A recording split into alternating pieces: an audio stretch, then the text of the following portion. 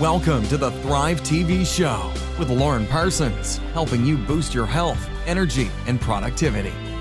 Kia ora koutou. Thank you so much for joining me for this very special episode of the Thrive TV Show, where I'm celebrating becoming this year's Educator of the Year and Keynote Speaker of the Year.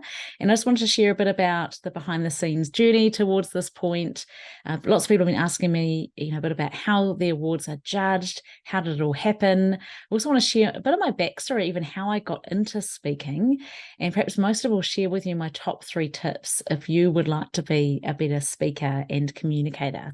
So I hope that you'll enjoy this session together, a little bit different to my normal interview podcasts. If you're watching on the thrivetvshow.com, you'll be able to see the awards here. If you're listening and online, you won't be able to see them. If you're driving, then please don't. But here we are. So Educator of the Year 2023-24 and Keynote Speaker of the Year 2023-24. So these are awarded by the Professional Speakers Association of New Zealand. And obviously I was so thrilled to receive not just one, but both of these top awards. Just an incredible evening in Auckland together with all my fellow professional speakers. So they're open to anyone that's a member of the Professional Speakers Association, which is, open to all professional speakers around the country. And as I said, I wanted to sort of share a bit about how the awards actually happen. So essentially people are nominated or entered, and then after that, you're required to send in a whole lot of information. So I had to send in a list of speaking engagements and clients, had to actually provide contact details for 5 recent clients so they could reach out to them, contact them, have a chat with them, hear what they really thought of me. I also had to send in a full-length presentation that the judges watched and reviewed. Also had to send a whole lot of info about my processes, the behind the scenes of my business, a bit about why I do what I do, what's unique about me, other courses and books and other offerings that I have, and also send in things like my marketing materials, my speaker info kit.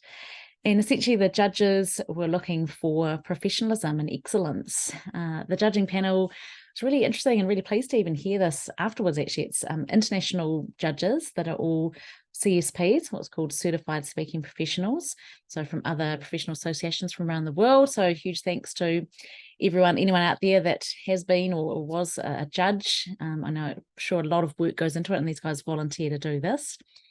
And so really great to hear that it was actually 2 different panels. They have a panel for Educator of the Year and then a different panel of different people that actually judge and award Speaker of the Year as well. So huge thanks to everyone behind the scenes. And so what they're looking for, as I say, is really professionalism, not just in the way that you deliver watching the video, but from hearing that feedback from clients and customers. I'm looking at your business systems. And, I'm absolutely thrilled because obviously a huge amount of effort goes into my business. I'm really passionate about what I do and I love what I do, but I also, I think professionalism is kind of my middle name. Sometimes I wonder, am I too professional? But I take it really seriously. And I really want to guarantee that if someone books me in as a speaker, that they have complete peace of mind that they know that from start to finish that it's going to go really smoothly, that I'm going to look after their team, their audience, just bring a real positive session to their conference or their team, but not just that, not waste people's time, absolutely deliver value, absolutely hit the brief. I work really hard back and forwards with customers and clients to make sure that the key outcomes they want are what they get. So, I think that's probably, and from what I've heard, and also the judges actually gave us some amazing feedback, and the awards convener, Claire Feeney, she actually typed up and gave us a copy of all of the feedback from all of the judges, which has been amazing. So again, thank you for that. I've got some good feedback to think about. What can I do to level up and be even better? But really nice to hear the things that they shared about professionalism, about the follow through, a lot of things that I do before and after a session that I put in place to guarantee that session goes well. So really thrilled and really excited to be part of the process. So the next question I want to answer is, what does this mean now? So essentially it means that I have these lovely, gorgeous awards to keep. If you're listening and not watching on the TV version of the show, they're actually some beautiful glass blown korus, and they're mine to keep, which is wonderful. So I will treasure those. But most importantly, for me, it really means that I want to live up to this. I want to keep learning. I want to keep listening. I want to keep getting better and better and better. So just working on my craft really, and thinking about what are the ways that I can get better. And actually the night that this was awarded was at our PSANZ Speakers Summit. And so we'd had a full day of learning with Keith Abraham, amazing speaker from Australia. So I've taken away so much from Keith already and actually put quite a few things into action. And I have an action plan of more things to do just to deliver even more value. So I'll just keep aiming to get better and better. And most of all, really just serving people, hoping that I can do an even better job of, touching hearts and minds and making a difference in people's lives. That's what it's all about. I thought I'd also share a bit of my story of how I got into speaking, because sometimes people ask me about this, like, where did you actually start? So, well, I think all the way back, way back when, probably a key part of the journey was when I went to university. You might know that I came from being the shy, unsporty kid at school, but when I went to uni, I followed my friends and joined the gym. And one day a friend dragged me along to an aerobics class. And even though I was nervous to go, I gave it my best shot and I found it was a bit of fun. And so when they said, if you want to be an instructor, just come and see us afterwards, I did. And so I went along, I did the instructor training course, and before I knew it, I was at the front teaching. And that was really amazing, life-changing. And I often share that message of, I really believe we are all capable of more than we first imagine, because that was certainly true for me. I discovered that I actually could do this. I could actually teach aerobics. And I would never have believed that, perhaps 6 months prior to that happening.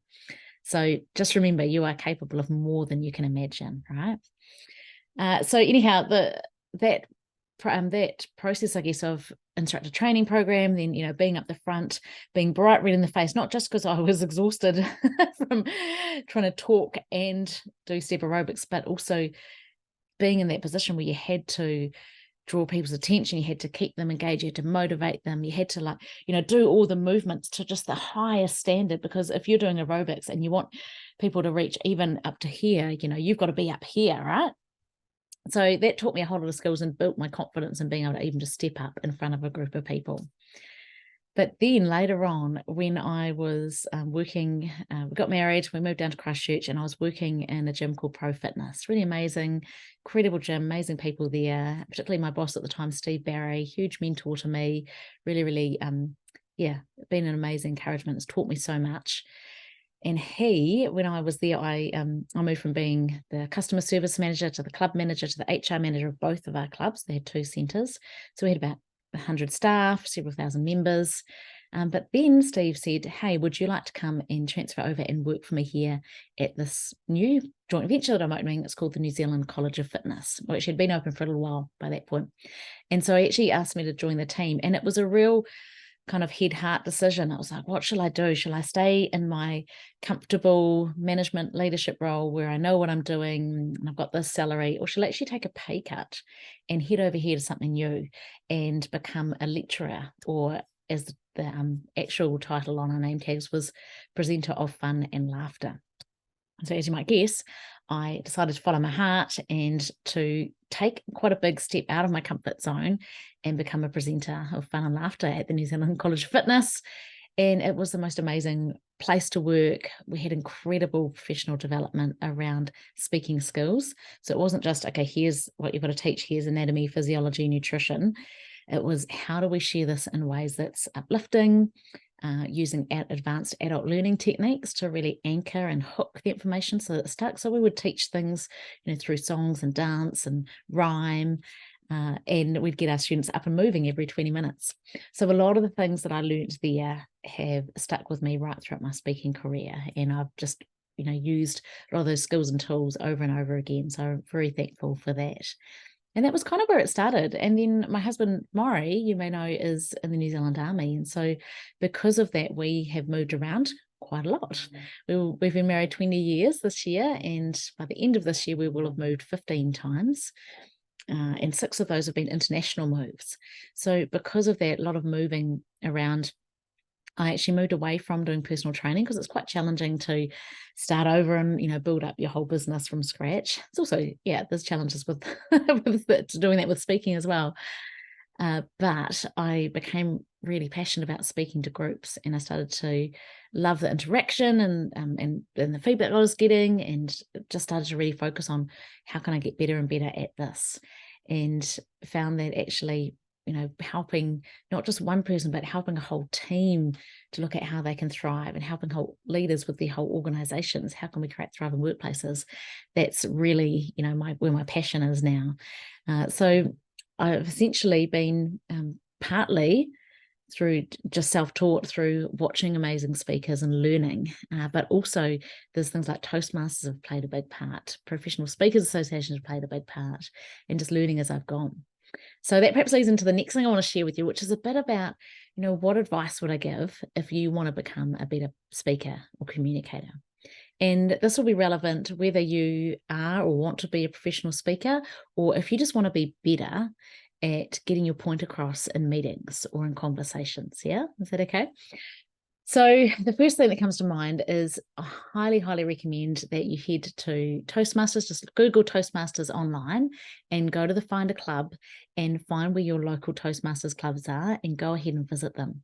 There are also lots of online clubs. So if it's tricky getting out to a club locally, you can join an online club via Zoom.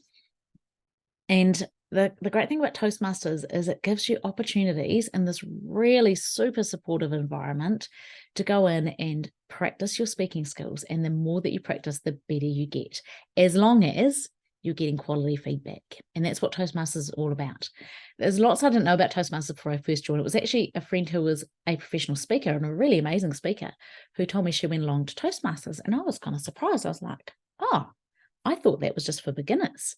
I thought it was just about people wanting to get better at saying a speech at their daughter's wedding or something like that, But no, actually, Toastmasters is absolutely for anyone, whether you're a beginner, never spoken in your life, or you're a great professional speaker. And obviously you can contribute in different ways and get different things out of it.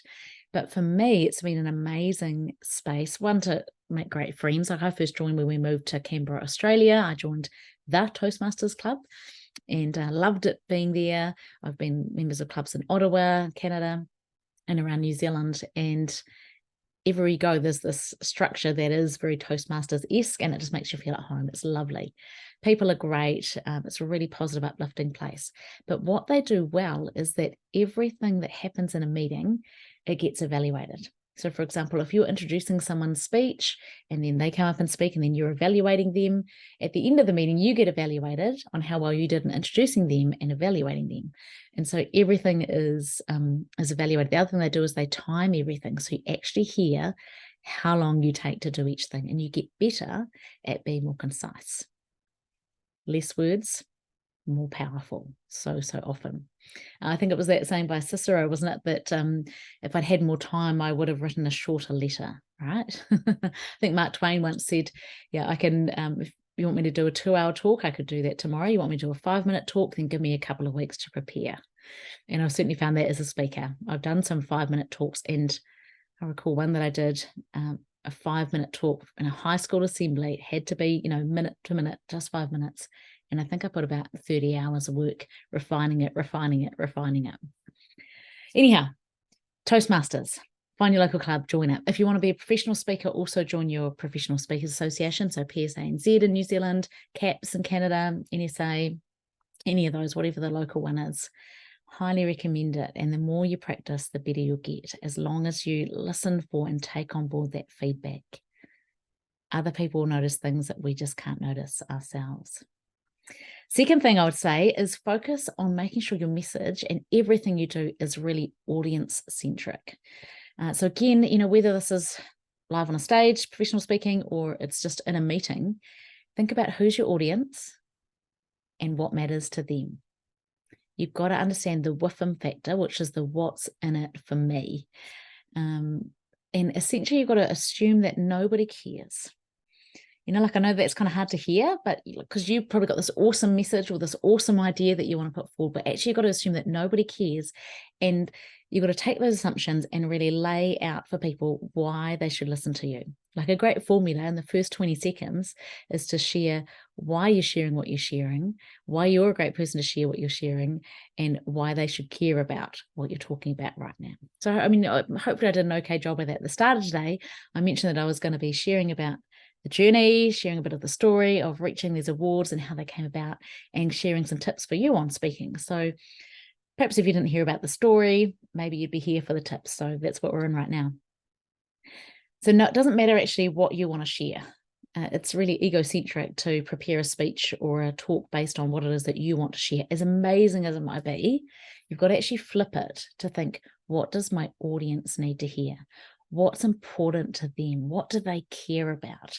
And not understand just what their demographics are, but what are the psychographics of your audience?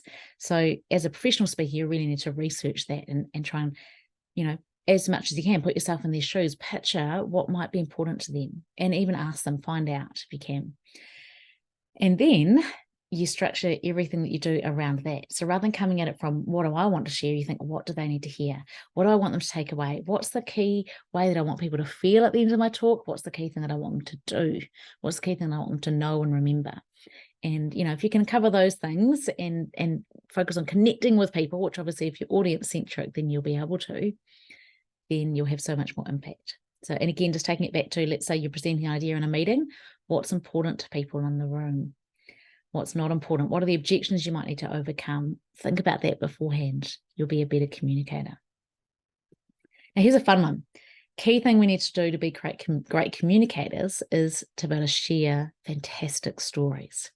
Now, you might have noticed I've already shared a couple of stories, and I've shared a bit of story of me working at the College of Fitness, of going to the gym, and I probably haven't done the best example of really deeply engaging stories. I haven't really prepared them for this. I'm just speaking off the cuff. But one of the things that you need to understand is that people are tuned in for stories. If you just go and you've got 10 points that you want to make and you just make them, they might be the 10 most brilliant points in the world that could absolutely change people's lives if they follow them. But if you don't have an engaging story that anchors each one, then people are going to forget it and they're going to switch off during the talk. Whereas if you can share the story that builds up to the why, and then you share, boom, there's my point, that's why I'm making it, then people will take that away. So again, I hope that I've done a good example of that today. I think I've done that to a certain extent. And certainly if you go and watch my TED Talk, if you Google Lauren Parsons TED Talk or Google Snack on Exercise TED Talk, you'll see that in those 17 minutes, I think it's 7 different stories. And I can recall, working with my coach, Terry Kingston. It's another tip is have a speaking coach if you really want to get good. Terry Kingston was my speaking coach I worked with on my TED Talk. She specializes in that. She's amazing. She's based in Ottawa. And as we were driving down, to New York, and as we were practicing at our accommodation, I can recall her getting me to walk out and start as if I was speaking. She's like, no mucking around, no sort of silly little thing. No, she got me to start over again when I sort of laughed the first time, because of the pressure, but she got me to actually deliver it as if it was the real thing. And as we'd worked on the speech, she got me to weave in more and more stories. And she always talked about show, don't tell, Lauren. Show, don't tell. Don't just tell people what they need to do, show them with a story. And so if you watch that talk, try and just sort of make ticks in the margin, see how many you can count of those stories, see if you catch them all. Some of them are just very short anecdotes and some are fully developed stories. Ideally, you want your story to have the characters developed, to use all the senses, describe the beautiful smell of the freshly baked chocolate chip cookies that just came out of the oven when you walked into the room and you told your mum that news, and the look on her face. And and think about the emotion. I mean, I'm just making that up off the cuff, but if you can think about the senses, so what you could smell, what you could hear, what you could see, what you felt, all of those things add to your stories. And then the key thing is your story needs to wrap into what is the key point. Okay, so don't just share points, that's boring. Don't just share stories, that's kind of pointless. Combine them together and you've got a great formula. So those are the key things. Practice, practice, practice. Join a local Toastmasters club so you can practice lots. Make it audience-centric. Share great stories. And the last thing I would say is decide, what do you want to be known for? What's the message you're most passionate about sharing? What's the thing you want to be most known for talking about? If you know me, you may know that I'm all about helping create positive, energized workplaces. I work with a lot of leaders, so I do a lot of leadership development around that, but I also work with teams and do motivating team sessions. But either way, whatever the medium is, whether that's, again, a keynote at a conference, an in-house workshop, an online course, some coaching or mentoring, you can do all those different mediums, but what's the key thing that you focus on? So for me, it's creating positive, energized workplaces. So if you look at my TED talk, you'll see it's very positive, uplifting the way it's delivered. I literally get you up and moving. Whenever I speak, usually within the first 60 seconds, I'll have the audience up and moving, because we need to have a physiological experience as well. Nothing more boring than just sitting and listening, especially if someone's in a conference all day long and all the other speakers have just had people sitting and listening and sitting and listening. So I get people experiencing things. It also ties in, really well for all of those kinesthetic learners. Only a very small portion of learners are auditory. A lot of us are visual learners or are kinesthetic learners. So if you can find interesting examples of things that you can get your audience doing that's going to get them experiencing the feeling you want them to feel, or perhaps jolting them into some sort of what we call an ink spot, like an I never knew that. Ink, I-N-K, I never knew this. Get them to experience something new. So if you can practice, if you can focus on an audience, if you can really, really tell amazing stories and understand the key thing that you want to be known for and just really focus on honing your craft and sticking to that lane, then you'll absolutely go places as a speaker. Even if you don't want to be a professional speaker, but perhaps in your workplace, you want to be a better communicator, perhaps to move into a different leadership role in your organization. You can use all of those skills as well.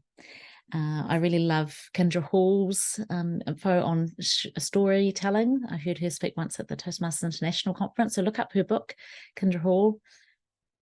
I think it's Secrets with Stories. Certainly it's a book around stories. Apologies, can't recall the title. But she has got some great content out there about how to craft and why you need to craft great stories. Sort of a little side bonus one, I would say, is if you really do want to get serious, have a coach as well. I've worked with different speaking coaches over time. I've worked with like a vocal and performance coach. I've worked with a TED coach. I've worked with done different workshops, and there's just always something to learn. So never stop learning. Last question I want to answer is what's next? So what's come up next? Now, obviously, really thrilled to have these beautiful awards in my, what will be my trophy cabinet. You may know already the story that our home was fully flooded earlier this year in February when Cyclone Gabrielle hit and the river burst its banks, and, within an hour, muddy water was flowing into my home. And fortunately, my husband and I were home and were able to rescue a few precious items and get up on the roof with the cat and get rescued on a tractor. But here we are still in our rental home. We're about to move home very, very soon after this episode airs.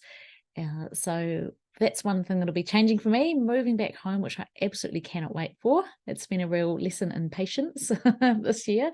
Patience is not something I'm well known for. But certainly one thing this year has shown me is that, these live well principles, draw them here, the live well principles that I talk about, uplift your thoughts, nourish your body, invigorate, strengthen, restore, these things and the 32 pillars that underpin them, they really do work. That's the thing this year has shown me, having an attitude of gratitude, focusing on my sleep, staying active, focusing on what we can control. I've had to use every single tip that I share about wellbeing resilience. Absolutely had to apply it hard this year for myself. But we're nearly through that, which is amazing. And so next year we'll be back home, be settled, reset up, able to refocus. Next coming up as well, this year you might know that I brought out my book, Thriving Leaders, Thriving Teams. And that, again, this covers off those live well principles. The whole first half of the book is how to help you thrive personally, how to stop languishing and start flourishing. And then the second half is that leadership model. So I do have some new ideas for another book, the next book to come. I'm certainly not someone that just churns out a book every year. I really, like taking the time to research, to thoroughly write, to edit, and get professional editing done so that my books are really quality. But I do have 2 different ideas for a book for next year. So we'll see, might start working on that in the new year. The other exciting thing that I'm really thrilled is that my mother-in-law, Robin Pierce, who's known as the Time Queen, she is actually stepping down and retiring after a hugely successful career, specialising in time management and productivity. And she's developed a whole suite of programs called Getting a Grip. So if you head to gettingagrip.com, you'll be able to see her amazing programs. She's actually still working through until the end of January. And then from February onwards, I'm going to be taking over and offering those programs. So Getting a Grip on Time is her main one. And then there's also Getting a Grip on Meetings, on planning and prioritizing, on paper and email war, and on delegation. So all things that I already cover, because as you know, I love helping leaders find that sweet spot between both well-being and productivity. So productivity has always been huge for me. And I've learned so much from Robin that I've integrated into what I share, and I often refer back to her. So now it's a real privilege for her to be kind of handing over the reins of her speaking business to continue helping people master their time challenges, really, get over procrastination, stop running late for things, stop feeling like you're dropping the ball on important things, and actually get clarity and focus so you know you're doing the right things at the right time. So as you can tell, I love this stuff. So I'm going to be, I guess, expanding that area of my business as well. So really excited about that. And the other thing actually I'm doing next year is revamping and really improving my Thrive partnership program. So if you haven't heard of that, that's my 12-month program that combines together workshops for the full staff team as well as leadership development, because that's often a piece that's missing. You know, sometimes organizations get me in to do some workshops for the team, but actually we need to have some leadership development going on so that we're creating more of an organizational change. So that's what I love about this program. You know, it's got weekly communication going on. It's got a content library for staff and their families. We train up wellbeing champions internally for teams. So we're revamping certain aspects of the program just to streamline them, make them even better. I've been really trying to listen to feedback from my current and existing clients that are taking part in that. So improving it for them, and I've got 2 more spots for new organizations. So yeah, if that interests you at all, then feel free to reach out. Happy to have a chat if you would like to find out about applying to become one of those partnership clients. I've got 2 spots for 2024. So exciting to be doing that. So again, essentially more of the same, but just aiming to get better. Obviously, feel like I've got a lot to live up to now that I have these awards. If people book in, you know, the Keynote Speaker of the Year, the Educator of the Year, then I want to make sure that I'm delivering. So thank you so much for tuning in and listening. I hope that you've got some value out of this episode, whether that's inspired you with your own speaking journey or whether you're just interested to hear the behind the scenes. So thankful to all of you, my loyal listeners and supporters and podcast subscribers. Love you to pieces. Couldn't do what I do if it wasn't for you guys. So thank you so much. This award is ours to share and celebrate together. So that's been another episode of the Thrive TV show. Look out for something different next time. I've got an exciting interview coming up, and you go out and thrive. Thank you for listening to the Thrive TV show with Lauren Parsons. Visit thrivetvshow.com to access the show notes and discover our fantastic bonus content. And be sure to subscribe so you don't miss the next inspiring episode.